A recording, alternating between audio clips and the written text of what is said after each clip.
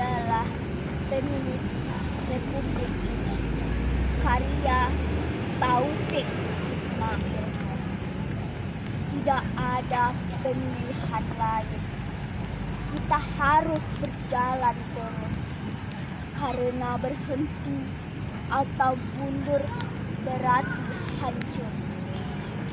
Apakah akan kita jual keyakinan kita dalam pengabdian tanpa harga? Akan maukah kita duduk satu meja dengan para pembunuh tahun yang lalu? Dalam setiap kalimat yang berakhiran "Demi Tuhan", tidak ada lagi pilihan lain. Kita harus berjalan terus. Kita adalah manusia bermata sayu yang di tepi jalan mengacungkan tangan untuk oplet dan bus yang penuh.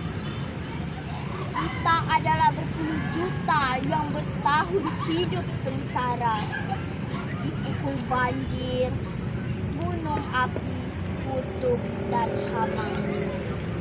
Dan bertanya-tanya, inikah yang namanya merdeka?